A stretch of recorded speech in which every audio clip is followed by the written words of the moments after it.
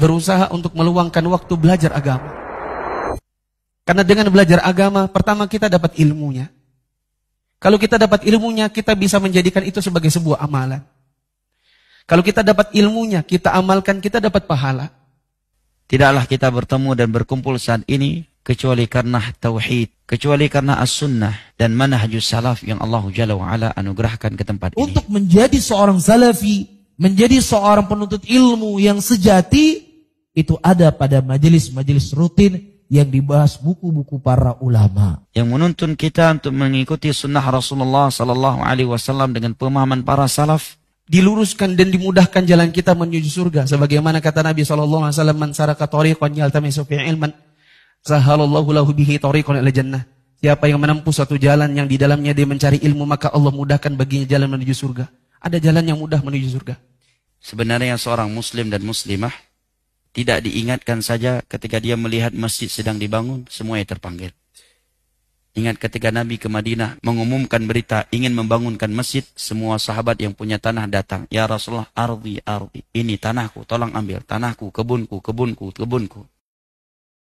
Kita berdoa masjid ini 100 tahun, 200 tahun yang akan datang, 300 tahun yang akan datang, 400 tahun yang akan datang. Kalau dunia ini nggak kiamat, maka siapa yang mereka terlibat, maka insya Allah mereka akan mengalir seluruhnya.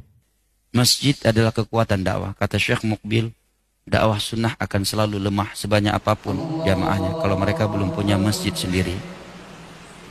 Kalau mereka belum punya masjid sendiri, sebanyak apapun jumlah mereka, tetap mereka lemah kalau nggak punya masjid sendiri. Demikian juga sumber pendidikan, tempat pendidikan.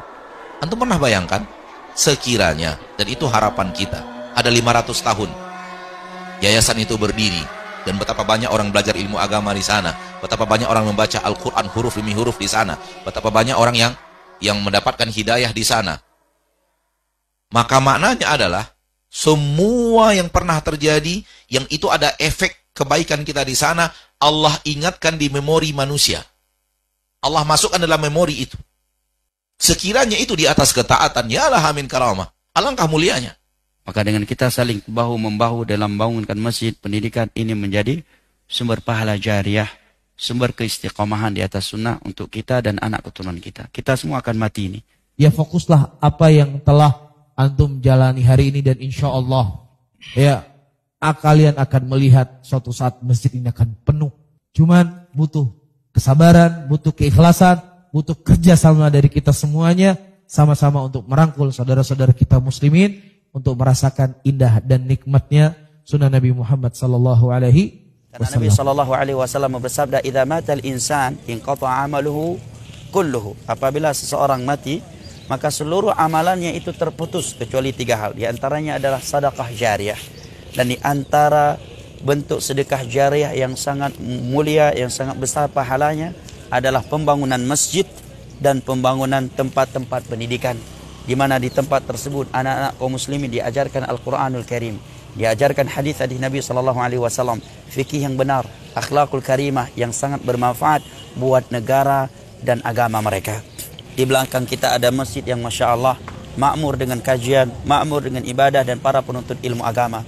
Terlebih lagi Ramadan yang sudah amat dekat, insya Allah ta'ala masjid ini akan digunakan untuk salat tarawih, untuk tahfiz Al-Quran. Mari setiap kita menanamkan saham di rumah Allah Jalla wa'ala yang mulia ini. Wassalamualaikum warahmatullahi wabarakatuh. Dan jangan pernah merasa Anda berjasa di atas agama Allah. Enggak, jangan pernah merasa. Bunuh sifat merasa berjasa itu. Walaupun mungkin Anda lah orang yang paling aktif, jangan pernah merasa Anda berjasa. Ini adalah agama Allah. Allah berbuat sesuka hatinya.